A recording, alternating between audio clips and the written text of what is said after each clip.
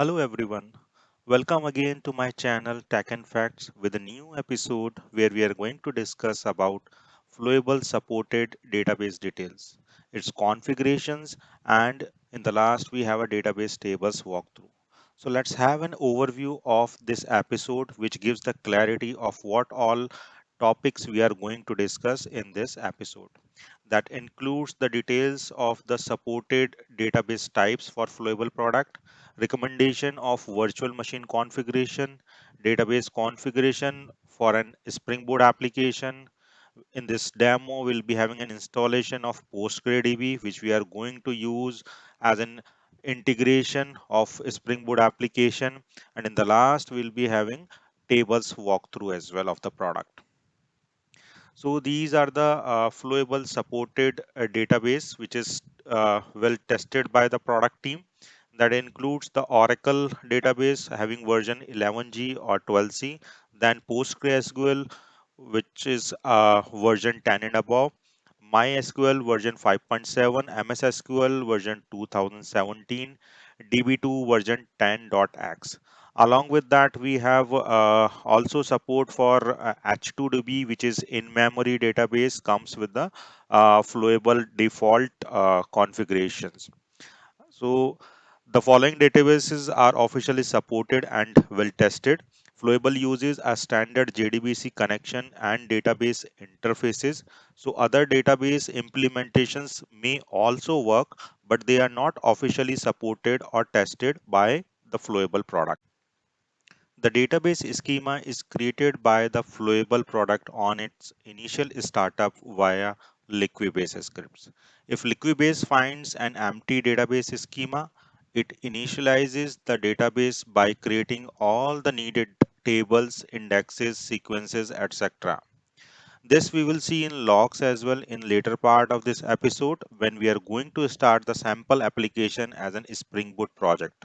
For this application needs schema editing permissions on the database. However, this behavior can be controlled using some configured properties in the application YAML or application properties, which is flowable database schema update. So it can have a possible values as true or none. It is recommended to leave the database schema update property value to true because that ensures that the database schema management framework, which is Liquibase, performs a verification to check if the tables are created by the SQL script files as expected. It also ensures that the hash value that Liquibase uses has a correct value. However, it is also possible to disable the Liquibase and database schema management logic in Flowable completely by setting this property to none value. In this case, Flowable will not do any checking if the tables are created as expected. Now let's move on to the virtual memory specifications of the Flowable DB. The following table shows the recommendation of virtual memory specifications per node type of the database servers when files are persisted on a separated file store. So in the table, you can see the minimum and recommended values of CPU, RAM, and disk, which is 4, 16, and 100 GB as minimum. However, recommended is 8 GB, 32 GB, and 100 GB. It is also possible to store documents and attachments directly in the same database. However, this approach is not recommended as it heavily affects the performance and maintainability of the overall system.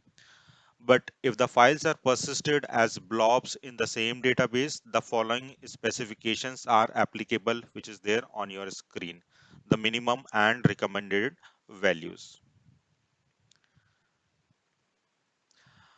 By default, Flowable is configured to run with a built-in H2 database located in a folder FlowableDB in your home directory.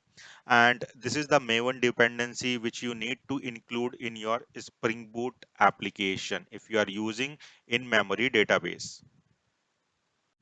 The Flowable application can be run as an Spring Boot application and can be configured in a standard Spring Boot fashion. This means the database can be configured by setting the following properties in your application YAML or properties in your project, which includes the JDBC URL, which refers the URL of the database, JDBC driver, which means the implementation of the driver for the specific database type, JDBC username, which means the username you want to use to connect to the specified database, and password to connect to the same database. Here are some examples of the JDBC URLs for the common databases which are supported and tested by Flowable product. That is includes the S2, MySQL, PostgreSQL, Oracle, DB2, and MS SQL. You can use these JDBC URLs if you are using one of these database. Flowable does not ship any JDBC drivers other than one of the H2 database. Therefore, it is important to understand that you need to download the appropriate JDBC drivers and copy into the Tomcat lib folder before you start the Tomcat if you are using a core Java application. Otherwise, you need to include the Maven dependency in your pom.xml for that specific JDBC driver. For our demo, we are going to use the PostgreSQL, which is also known as Postgres, which is a free and open source relational database management system. It is a default database for Mac OS servers. However, it is also available for Windows and Linux machines. To use Postgre in your machine, you need to install it. And when we are going to configure for our Spring Boot application, we need to follow these 5 steps where we need to download the PostgreSQL from their website. After that, we need to install it. Third step is we need to add the Maven dependencies of this database. After that, we need to connect to the PSQL and we need to create the role, users, and database for Flowable. And in the last, we need to add the JDBC URL and other properties in our application YAML. To download the PostgreSQL, this is the downloadable URL which I'll be sharing in the description of this video as well. You can follow the same. So this is the website and the link for downloading the PostgreSQL. For our demo purpose, we will be using the Windows 64-bit system. So we are going to download the link for Postgres 10.16, which is the latest available version. We can use it for the 64-bit version. So once you download it, because I have already downloaded, you will get this file, this .exe file will be downloaded and you need to install it by using the GUI options which is available, which we are going to see now. So we will click this exe file. It will ask for some permissions and then this auto installation will get started.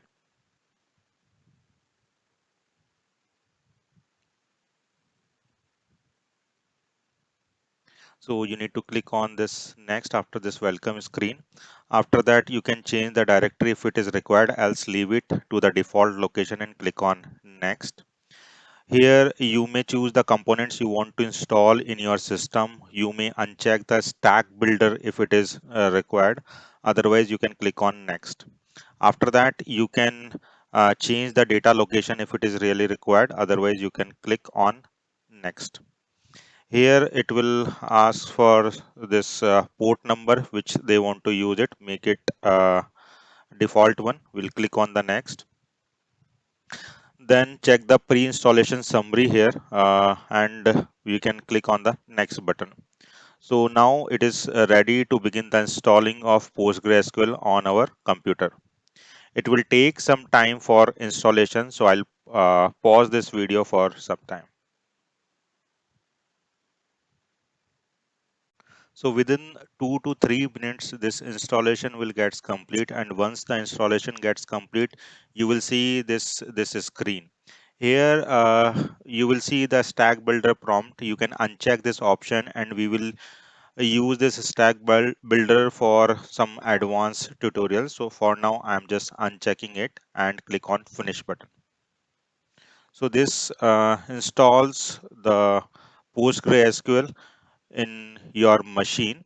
After finishing it, to launch the PostgreSQL, what you need to do is you need to go to the start, and then you need to type pgadmin. So pgadmin 4, which means PostgreAdmin version 4 is installed in your machine. You can click on this icon, which launches the PostgreSQL in your machine.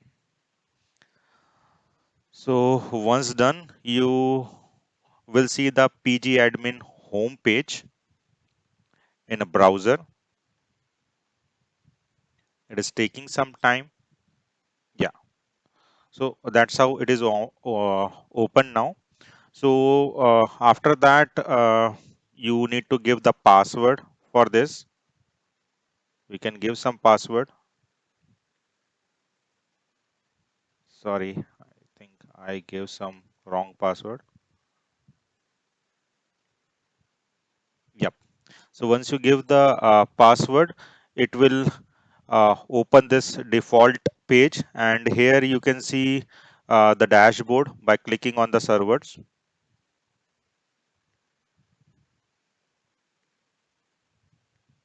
Yes. This dashboard you can see. So Postgre version 10 is installed in our machine, and after that we'll see how to set the class path which is required to connect with the PSSQL in order to create the roles and users. So we'll see this PostgreSQL has been installed in this location. So we need to navigate up to the bin directory, and we need to copy this path up to bin.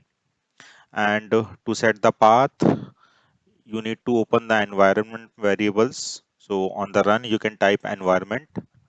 You can click on that, go to the environment variables. In system variables, you can go to the path location.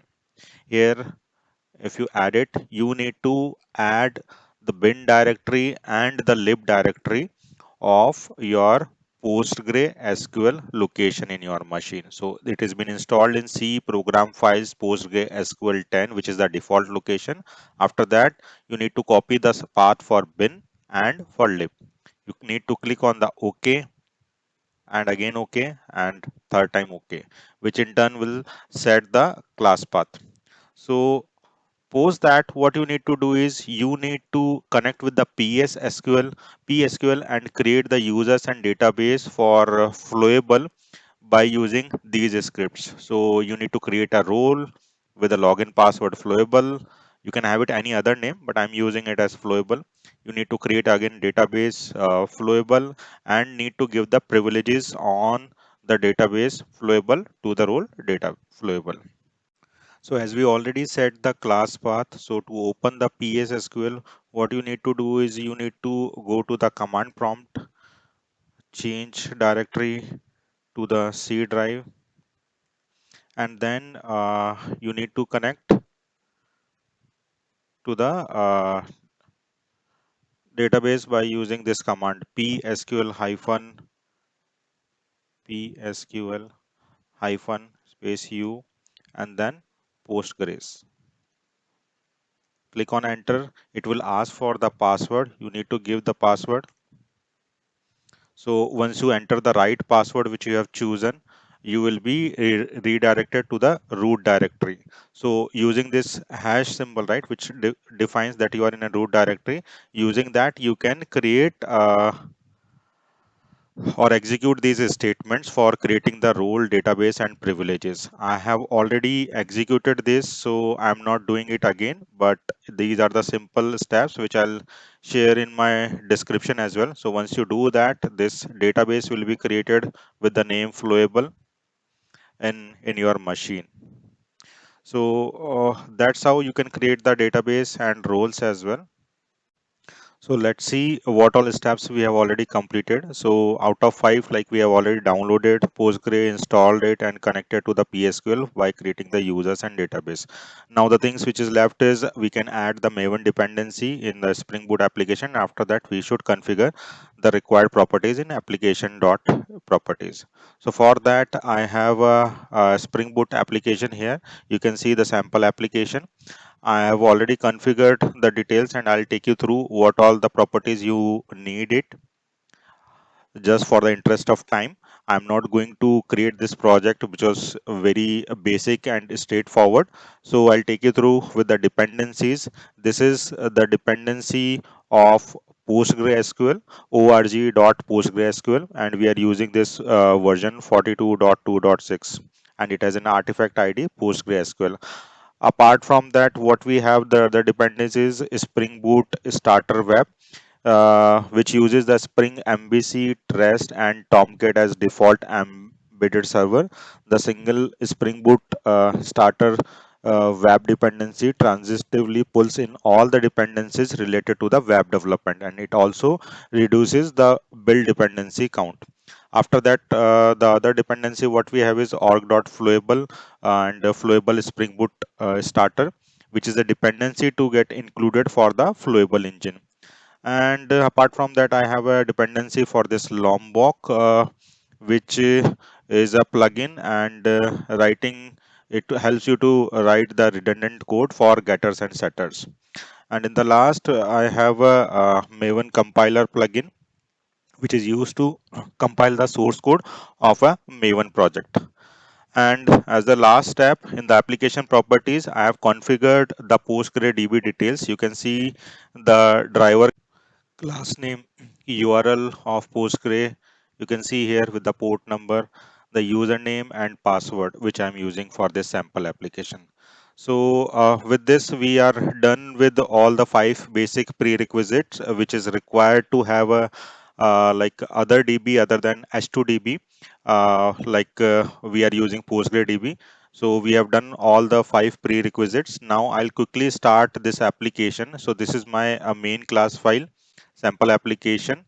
I'll not go in detail, and I'll just try to start this Spring Boot application, and we'll see in the logs how on the boot up of this application these all database related tables have been created automatically by this process engine. So using this logback.xml, this is the logs which we have for this application. Here you can see these are the jobs which are being executed. These are the Liquibase logging logs, the tables which product is creating, the select queries which is Liquibase is using to select the count and other things. I can reload and we'll see. Yes, here you can see my application is got started on this port with this context path.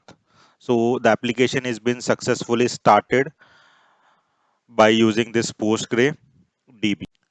You can configure some other DB as well in your application which is supported by Flowable in a similar way, like Oracle, DB2, MySQL or MS SQL.